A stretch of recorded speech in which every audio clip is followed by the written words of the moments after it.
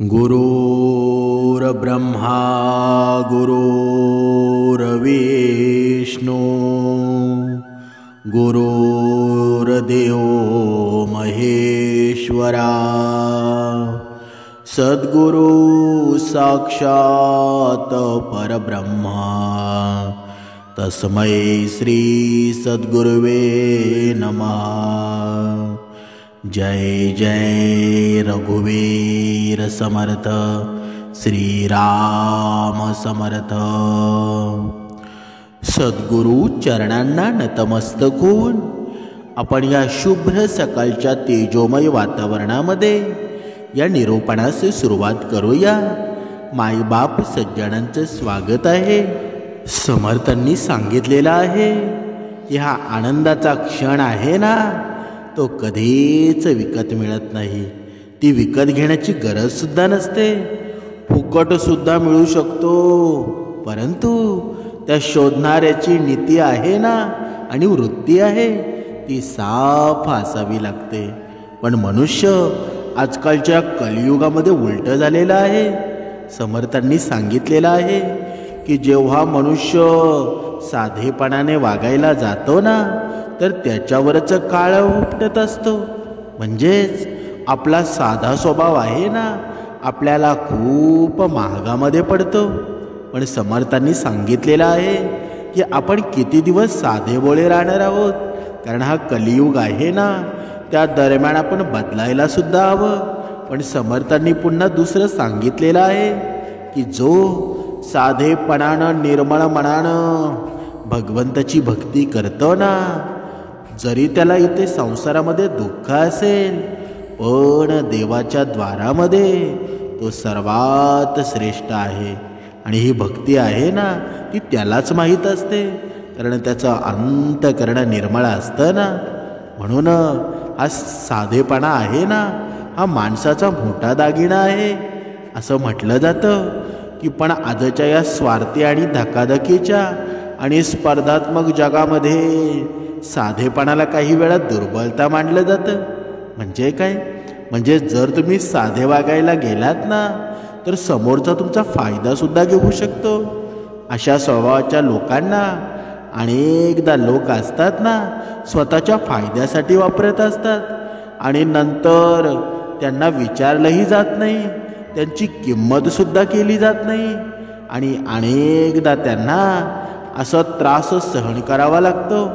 पण आपण या माणसाचा साधा स्वभाव आहे ना, आपल्याला महागात कसा पडतो ते आज आपण या निरूपणामध्ये पाहणार आहोत। आणि समर्थांनी सुद्धा सांगितलेलं आहे, जो साध्या स्वभावाचा साध्या मनाचा मनुष्य असतो ना, तो देवाजवळ लवकर पोचतो। त्याची भक्ती आहे ना, ती देवापर्यंत लवकर पोचत असते। पण आजच्या या कलियुगातला मनुष्य साधा आहे का? त्याचा साधा स्वभाव आहे का? तर अजिबात नाही। आणि जर तुम्ही साध्या मनाने भक्ती कराल, साध्या मनानं निर्मळ मनानं जर उपासना कराल ना, तर त्याचं फळसुद्धा तुम्हाला मिळणार आहे। म्हणजे दासबोधामध्ये वर्णन केलेलं आहे, ज्ञानाहुनी श्रेष्ठ असे ना, तरी का पाहिजे उपासना, उपासनेने जना काय प्राप्त। म्हणजे काय? आपण म्हणता की ज्ञानाहून श्रेष्ठ आहे ना, हे दुसरं काही नाही, मग उपासना कशाला करायला हवी बरं? उपासना केल्यानं लोकांना काय प्राप्त होतं बरं? बघा, म्हणजे त्या दासबोधामध्ये आहे, सर्व प्रश्नांची उत्तरं सुद्धा आहेत आणि प्रश्नसुद्धा विचारलेले आहेत। पण समर्थांनी सांगितलेलं आहे, या उपासनेचं सामर्थ्य एवढं आहे ना की तुझ्या जन्मजन्मांतरी तुला ते पुण्य कमी पडणार नाही। दर वेळेला ते पुण्य संकटापासून तुला वाचवेल। म्हणून ही उपासना आहे ना, दर निरूपणामध्ये आपण उपासनेवर एवढा भर का देतो बरं? उपासना का करायला हवी बरं? भरपूर सांगून सुद्धा झालेले आहे, तरी सुद्धा मनुष्य उपासना करायला टाळाटाळ करतो आणि मग पुन्हा भगवंताला दोष देत राहतो की मी एवढी भक्ती करून सुद्धा माझ्या प्रश्नांची उत्तरं मला मिळत नाही, माझं जीवन सुख समाधानाचं होत नाही। पण एकदा तू उपासना करून बघ, एकदा उपासनेला मन लाव. कारण हा भगवंत आहे ना, दर वेळेला तुझी परीक्षा घेत असतो. जेव्हा तू उपासनेला बसतो ना, तेव्हा तुझ्या मनामध्ये वेगळे विचित्र निरर्थक विचार येतात. तुला असं वाटू लागतं की मला ही उपासना केली नाही ना तर बरं होईल, मला काही घेणं देणं नाही. पण हे विचार आहेत ना, ते अहंकारी रावणाचे आहेत. हा रावण तुला त्रास देत असतो, पण या रावणावर तू विजय मिळवशील केव्हा? जेव्हा नम्रपणाचं हे शस्त्र आहे ना तुझ्याकडे असेल. म्हणजे तुला जरी या विचारांनी त्रास दिला असेल, पण नम्रपणा जर असेल ना तर तू जिंकणार आहेस. जेव्हा नदीला पूर येतो ना, तेव्हा नदीमध्ये जे लवाळे असतात, जेव्हा पूर येतो तेव्हा ते जमिनीलगत होतात, आणि जेव्हा पूर कमी होतो ना परत आपल्या जागेवर स्थिर होतात. तसं आपल्याला व्हायला लागेल ना, पण आपण तसं होतो का? कधीच होत नाही. म्हणून हे उपासनेचं सामर्थ्य आहे ना, माणसाला नम्रपणा शिकवत असतं. पण हे माणसाचं मन स्थिर आहे का? पण ते मन स्थिर होईल कधी? जेव्हा आपण उपासनेमध्ये मन लावू, जेव्हा आपण श्रवण करू, तेव्हाच ते शक्य आहे ना. पुढे समर्थांनी सांगितलेलं आहे, मुख्य सार ते निर्गुण, तेथे दिसेची ना सगुण, भजन केली याचा गुण, मज निरोपावा. म्हणजे काय? हे निर्गुण हे जर मुख्य सारा आहे आणि तेथे सगुणाचा मागमूसही नसतो, मग तर भजन केल्यानं काय विशेष गुण प्राप्त होतो हे मला समजून सांगा. बघा, हा सुद्धा एक प्रश्न आहे. जर माझं जीवनक्रम जर व्यवस्थित चालू आहे, मी इतर माणसं बघतो किती भजन सुद्धा करत नाही, काहीच करत नाही, देवसुद्धा मानत नाही. म्हणजे ते फक्त कर्म करतात आणि व्यवस्थित खातात, व्यवस्थित पितात, एन्जॉय करतात. मग मी भक्ती का करावी बरं? हा साध्या मनुष्याचा प्रश्न आहे ना. तुम्हालाही बऱ्याच वेळा हा प्रश्न पडलेला असेल. पण समर्थांनी सांगितलेलं आहे की जर तू मृत्यूनंतर तुला कोणी पाहायला असतं का? तुला काही आठवतं का? समर्थांनी उत्तर बघा कसं दिलेलं आहे. हे मनुष्या, तू जोपर्यंत जिवंत आहेस तोपर्यंत तू हे विचार करतोस की मला पाहणारं कोणी नाही, माझा मीच माझ्या मनाचा राजा आहे, मी जिवंत आहे तोपर्यंत मजा करून घेईल. पण जेव्हा तुझा मृत्यू होईल ना, तो प्रवास सर्वात कठीण आहे. आणि तो प्रवास तुला जर त्याच्यावर विजय मिळवायचा असेल तर तुला भगवंताची भक्ती करावी लागेल. आणि जर तू भगवंताची भक्ती केलीस ना, हे तुला 2 हात दिले आहेत, यामध्ये परमेश्वराचं नामस्मरण करावं. हे 2 हात जेव्हा जोडतील ना, तेव्हा समोरचा मनुष्य सुद्धा नम्रपणे वागू लागेल. आपण पाहत होतो की हे साध्या स्वभावाचा मनुष्य असतो ना, त्याला साधा स्वभाव कसा महागामध्ये पडतो. त्या साध्या स्वभावाची वैशिष्ट्ये काय आहेत? म्हणजे साध्या स्वभावाच्या माणसाचं हृदय असतं ना, ते खूप मोठं असतं. ते स्वतःसाठी कमी विचार करतात, पण इतरांच्या भल्यासाठी जास्तच विचार करतात ना. आणि साधू संतांनी हेच केलं ना, म्हणून ते परमेश्वराची लीन झाले. भगवंतांनी त्यांच्यावर कृपा केली. मग आपल्यावर का करू नये बरं? कधीतरी विचार केला का तुम्ही? तो विचार करायला हवा. आणि जोपर्यंत हा आपण विचार करत नाही ना, तोपर्यंत आपल्याला समाधानसुद्धा मिळणार नाही. आपल्याला कधी प्रश्नच जर पडले नाही तर त्याचं उत्तर आपल्याला सापडेल का? कधीच सापडणार नाही. हे लोक असतात ना, साध्या स्वभावाचे लोक असतात, शक्यतो कधी खोटं बोलत नाही आणि कोणताही बनावं अजिबात करत नाही. त्यामुळं ते नक्कीच विश्वासाला पात्र ठरतात.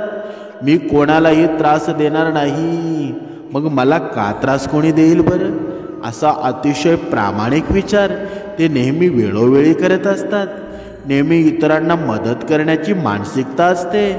वेळ, श्रम आणि त्यांच्या विविध वस्तूंचा वापर आहे ना, ते बऱ्याचदा इतरांच्या फायद्यासाठी करतात। सध्याच्या जगामध्ये इतकंही भोळं बाबडं साधं राहून चालणार नाही। समर्थांनी सांगितलंच आहे ना, कारण अशा स्वभावामुळं अनेक समस्या निर्माण होऊ शकतात। जसे आपण पाहिलं असेल, आज स्वार्थी लोकांचा फायदा होतो ना। बघा, जोपर्यंत आपण एवढं साधं बनायला जातो ना, तेव्हा स्वार्थी लोक उच्च दर्जाचे होत जातात। म्हणजे साध्या माणसाचा स्वार्थी लोक गैरफायदा घेतात। त्यांना एक मोकळीक मिळत असते। त्यांना नेहमी हो म्हणण्याची सवय असल्यामुळं लोक त्यांच्यावर सतत कामाचा भारसुद्धा टाकतात। म्हणजे उदाहरणार्थ, एखाद्या ऑफिसमध्ये जर एखादा माणूस कोणालाही नाही म्हणत असेल, तर त्याच्यावर जास्त जबाबदाऱ्या दिल्या जातात आणि बाकीच्यांना आरामच मिळतो ना। ते कायम निर्धास्त दिसतात। हा प्रामाणिक माणूस आहे ना, सतत कामाचं ओझं वाहत राहतो। म्हणूनच समर्थांनी सांगितलेलं आहे ना, हे मनुष्या, तू इतकं साधं जीवन जगू नकोस। कारण या कलियुगामध्ये तू आला आहेस ना, तर तुला या कलियुगासारखं जीवन जगायला लागेल। जर तुझ्यावर अन्याय होत असेल, तर तुला त्या अन्यायाचा सामना करावा लागेल। जर तू अन्याय सहन करत राहिलास, तर तुला भक्ती मार्ग सुद्धा ही माणसं करून देणार नाही। म्हणूनच जर आता इथे तुम्हाला हे सुद्धा माहीत असेल, या भक्ती मार्गामध्ये काही लोक या पूर्ण शरीराला रंग लावतात, काही भगवे कपडे घालतात, अशी अनेक विभूषणे करत असतात। पण खरा भक्तिमार्ग हा आहे का? निर्मळ मनाने केलेला भक्तिमार्ग हा असतो का? कधीचा अवडंबर करू नये। जो भक्तीचा अवडंबर करतो ना, त्याला देव सुद्धा शिक्षा देत असतो। कधी कधी आपण पाहिलं असेल की मनुष्याच्या जीवनामध्ये एवढे सुख दुःख येतात ना, भगवंत प्रत्येक वेळी त्याची परीक्षा पाहत असतो। पण जो त्या परीक्षेमध्ये पास होतो ना, तोच सर्वश्रेष्ठ गणला जातो। बघा, आता आपण पाहूया, आपलं पक्क स्थान आहे ना, ते असे मनुष्य निर्माण करू शकत नाही। आणि या साध्या स्वभावामुळं अनेकदा लोक असतात ना, अशा व्यक्तीला गांभीर्याने घेत नाही, त्यांना महत्त्व दिलं जात नाही आणि त्यांच्या मतांची कदरसुद्धा केली जात नाही। आणि कुटुंबातला एखादा निर्णय प्रक्रियेत त्यांचा विचारसुद्धा केला जात नाही। म्हणजे त्यांना डावलण्याचा प्रयत्न करतात। म्हणूनच समर्थांनी सांगितलेलं आहे, जेव्हा मनुष्य, बघा शास्त्रामध्ये सुद्धा वर्णन केलेलं आहे, मनुष्य किती साधा जरी असला ना, तर तो स्वतःच्या मताचा असावा। ज्याला स्वतःचं मत नाही ना, तो भक्ती मार्ग सुद्धा त्याला करता येत नाही। आणि इतरांच्या जीवनामध्ये बघा वाटाघाटी सुद्धा त्याला करता येत नाही। म्हणजेच इतरांच्या इशाऱ्यावर त्याला जगता येतं। फक्त हाच त्याच्याकडे पर्याय असतो। मग जर आपण इतरांच्या इशाऱ्यावर जगत असू, मग आपलं भक्तिमार्गामध्ये मन लागेल का? कधीच लागणार नाही। समर्थांनी सांगितलेलं आहे, आपण उपासना का करावी बरं? आपण श्रवण का करावी बरं?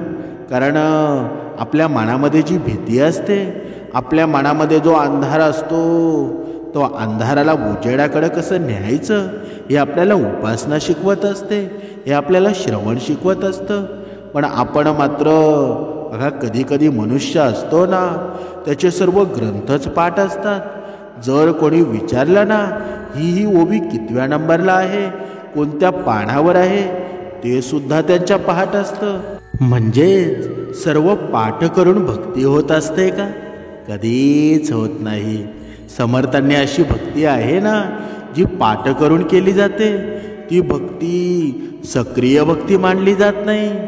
कारण का? कारण पाठ करून आपण अभ्यासामध्ये हुशार होऊ शकतो, शिक्षणामध्ये पैसा कमवण्यासाठी त्याचा उपयोग होऊ शकतो। पण भक्तीमध्ये तसं चालतं का? ज्याला वाचता लिहिता येत नाही ना, तो सुद्धा भगवंताचा प्रिय भक्त होऊ शकतो। म्हणजेच त्याला फक्त निर्मळ मन लागतं। या निर्मळ मनाशिवाय भक्ती कधीच करता येत नाही। तुमच्या एक श्लोकसुद्धा पाठ नसला तरी चालेल, पण तुम्ही त्या अंतकरणाने हे श्रवण करताना, उपासना करताना तीच सर्वात श्रेष्ठ आहे. म्हणूनच समर्थांनी प्रत्येक निरूपणामध्ये सांगितलेलं आहे की उपासना मनुष्यानं का करावी, त्याने ती उपासना केल्यानं फायदा काय आहे, या सर्व गोष्टींचं ज्ञान आहे ना, तुम्हाला कळालेलं आहे. परत परत सांगण्याची आवश्यकता नाही. तरीसुद्धा आपण उपासना करतो का?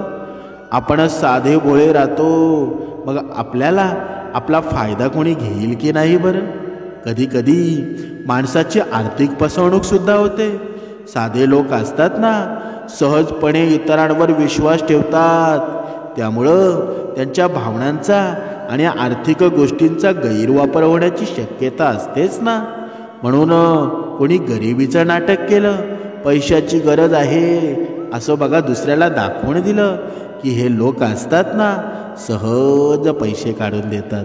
शिवाय एखाद्याने जर दाखवलं ना की मला गरज आहे, माझ्याकडे ही योजना आहे, यात पैसे गुंतवा, तुमचा फायदा होईल, तुमचे पैसे डबल होतील, असं सांगून त्याच्या गळे विविध फसव्या योजना उतरवल्या जातात.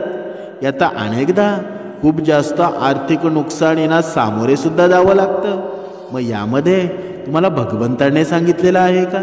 हा साधेपणा आहे ना, मनुष्याने कुठे वापरावा हे जेव्हा आपल्याला कळेल ना, तेव्हा सर्व प्रकारची उत्तरं तुम्हाला मिळतील. सर्व प्रकारच्या प्रश्नांची उत्तरं तुम्हाला मिळून जातील.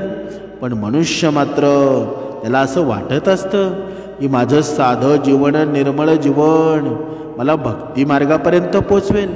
ते तुम्हाला नक्कीच पोचवणार आहे. पण ते पोचवण्यासाठी आपल्याला ही श्रवण आणि उपासना आहे ना, यामध्ये मनुष्य परिपक्व बनत असतो.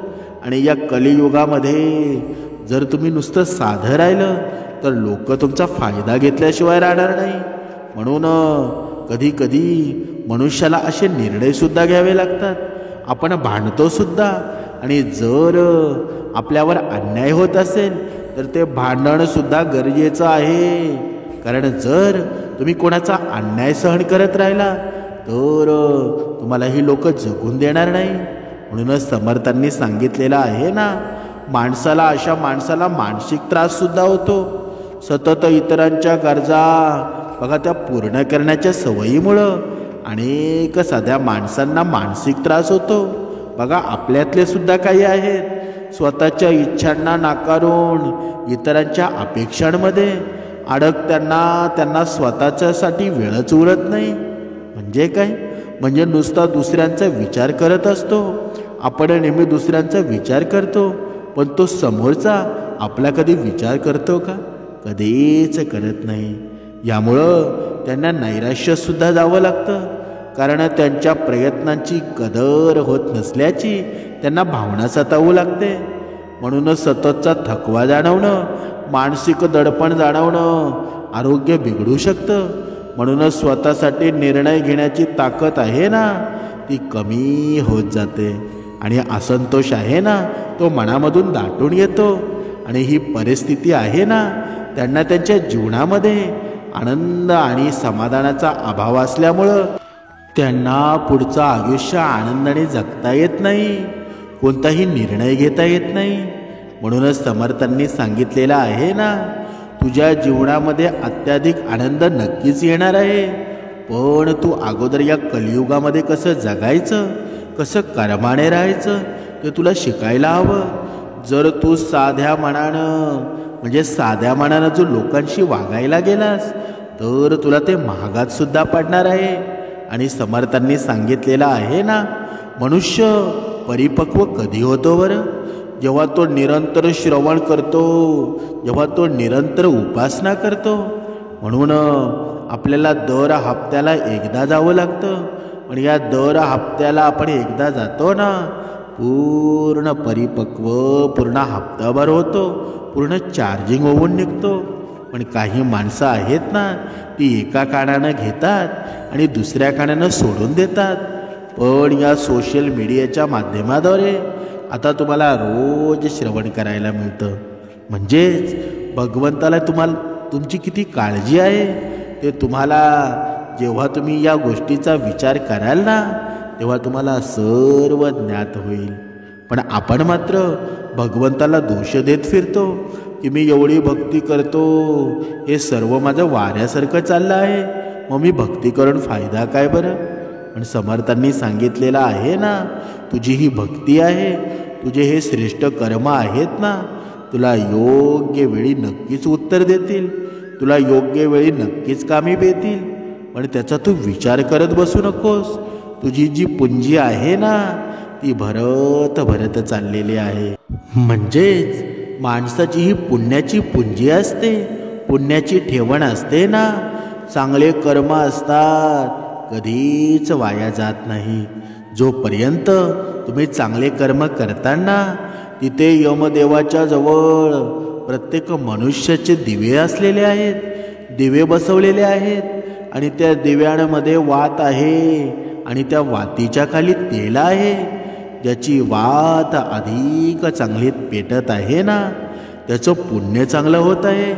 आणि ज्याचा दिवा विझायला आलेला आहे ना, आणि समजून घ्यावं की आपलं पुण्य कमी होतं, म्हणून आपल्याला अधोगती निर्माण झालेली आहे.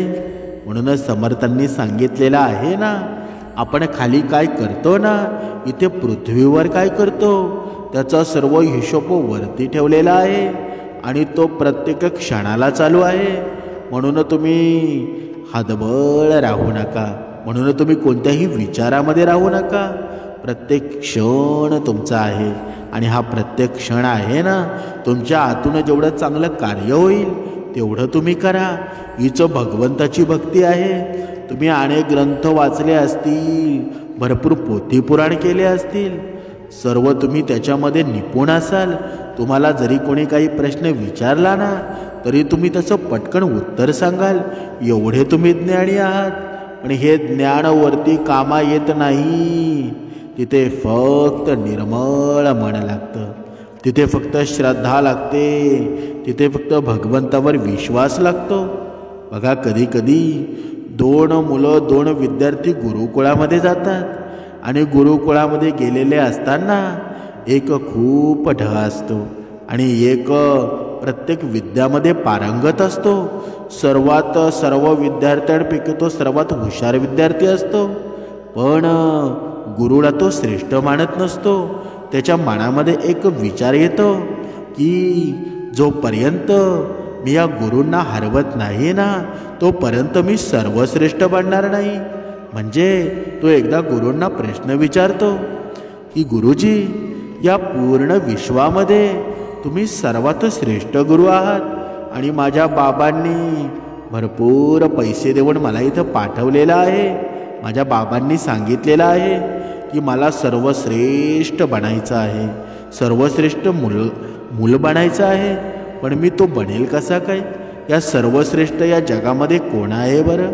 तेव्हा गुरु सांगतात की आत्तापर्यंत सर्वश्रेष्ठ तर मीच आहे. मलाच पूर्ण या शास्त्रामध्ये मलाच सर्व काही दिलेलं आहे, आणि म्हणून मी ते तुम्हाला देण्याचा प्रयत्न करतो. पण जर तसा विचार केला ना, तर सर्वश्रेष्ठ भगवंत आहे. कारण भगवंतामुळे मी तुम्हाला आजपर्यंत शिकवलं आहे. मग तो विद्यार्थी म्हणू लागतो, मग मी सर्वश्रेष्ठ कसा बनेल बरं? तेव्हा गुरुजी म्हणतात, तू भगवंताची जर सेवा केली ना, भक्ती केली ना, तर तू नक्कीच श्रेष्ठ बनशील. पण हा माणसाचा अहंकार असतो ना, तो माणसाला कधीच बघा गप्प बसून देत नाही. तो विद्यार्थी म्हणू लागला की मी सर्वात श्रेष्ठ तेव्हाच होईल जेव्हा मी भगवंताला हरवेल, जेव्हा मी तुम्हाला हरवेल, तुम्हाला माझ्याशी प्रतिद्वंद करायला लागेल. पण गुरूंनी सांगितलं तसं अजिबात होणार नाही. कारण तुम्ही विद्यार्थी आहात, आणि विद्यार्थ्यांनी गुरुकडून शिकणं हेच सर्वश्रेष्ठ कला आहे ना. पण एकदा जेव्हा तो मुलगा ऐकतच नव्हता, तेव्हा त्या गुरूंनी त्याला सांगितलं, ठीक आहे, आपण दोघे युद्ध करूया. तेव्हा तो सर्व शस्त्रांमध्ये, सर्व विद्यांमध्ये पारंगत होता. पण गुरूंनी त्यांच्याकडे एक डाव राखीव ठेवलेला होता. तेव्हा त्याचा पूर्ण अहंकार नाहीसा झाला. गुरूंनी त्याला जागा दाखवली की तू कोण आहेस, तुझं महत्त्व काय आहे, या जीवनामध्ये जगण्याचा तुझा अर्थ काय आहे. म्हणून आपला जो गुरु असेल ना, तो गुरुला कधीच वाईट बोलू नका. कारण जो आपण आहोत ना, ते फक्त आपल्या गुरुमुळे आहोत. आणि तोच त्या गुरुकुळामध्ये असणारा त्याचा मित्र अतिशय ढ होता. पण तो गुरूंची सेवा करायचा, गुरूंना भगवंतासारखं मानत असे. ज्या पद्धतीनं जेवढी सेवा करता येईल ना, त्या सेवेमध्ये तो मन रमवायचा. पण कोणत्याही कलेमध्ये तो पारंगत नव्हता, कोणतेही पठण याच्यामध्ये तो ढच होता. पण कर्मामध्ये परमेश्वराच्या द्वारामध्ये सर्वात भाग्यशाली होता. जेव्हा बघा त्या हुशार विद्यार्थ्यानं गुरुशी बघा प्रतिस्पर्धा करण्याचा प्रयत्न केला, तेव्हा त्या ढ विद्यार्थ्यानं त्याला सांगितलं की तू गुरुशी प्रतिस्पर्धा करू नकोस, आपण दोघे प्रतिस्पर्धा करू.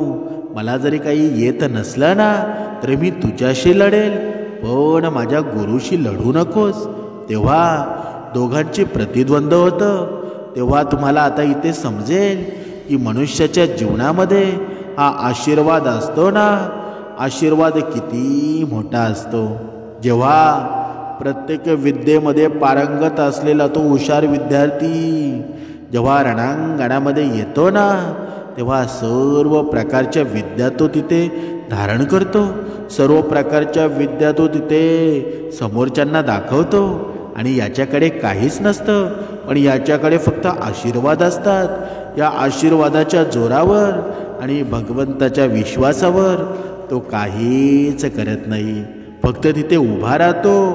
आणि ज्या पद्धतीनं ते प्रतिस्पर्धा चालू होते ना, सर्व काही अचानक त्याच्या हृदयातून होत होतं. त्याचे हात चालत होते, ज्याप्रमाणे त्याचा प्रतिस्पर्धी करत होता त्यापेक्षा उलट अधिक ऊर्जेने तो करत होता. मग सर्वच चकित झाले की हे नक्की होतं कसं. हा तर सर्वात ढ विद्यार्थी आहे, तरी सुद्धा सर्व विद्यांमध्ये पारंगत कसा. इथे समर्थांनी सुंदर सांगितलेलं आहे, तुम्ही जर भक्ती करता तुम्हाला आली नाही ना, तर अजिबात करू नका. तुमचं मन लागत नसेल तर अजिबात करू नका. पण जर तुम्हाला जेवढे आशीर्वाद दुसऱ्यांकडून घेता येतील ना, तेवढे घ्या. ते एवढे मोठं सामर्थ्य आहे ना, त्याला भक्तीचीही गरज नाही. पण जो सुंदर भक्त असतो ना, तो समजून जातो की खरी भक्ती हीच आहे.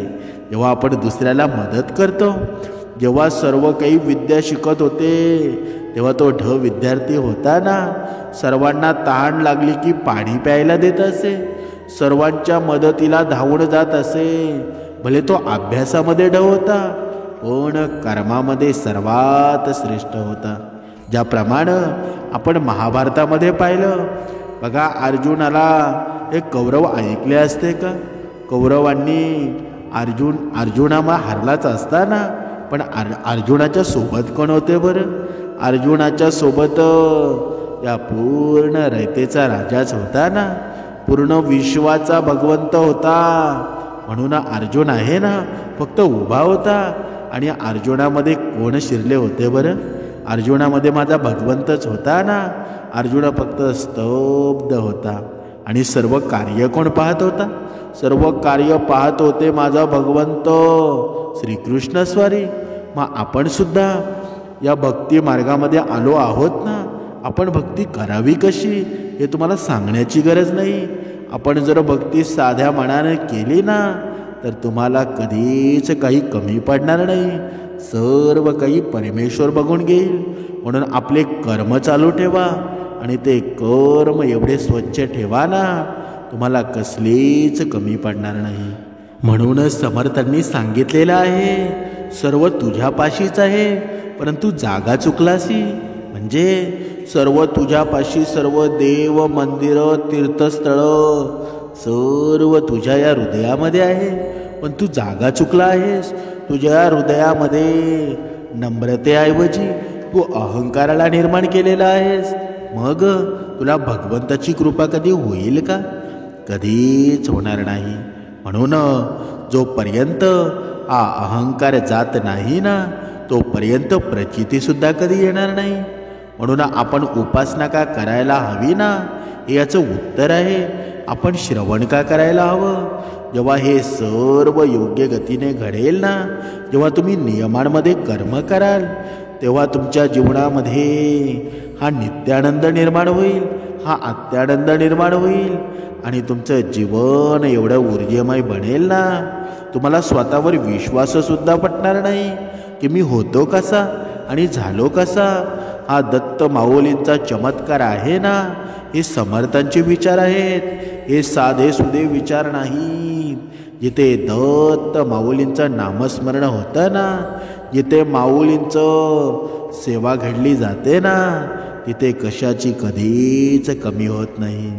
फक्त तुम्ही नामस्मरण करा, तुमचा हा अहंकार कधी धुळीस मिटून जाईल ना, तुम्हाला कळणार सुद्धा नाही. अवधूत चिंतन. श्री गुरुदेव दत्त.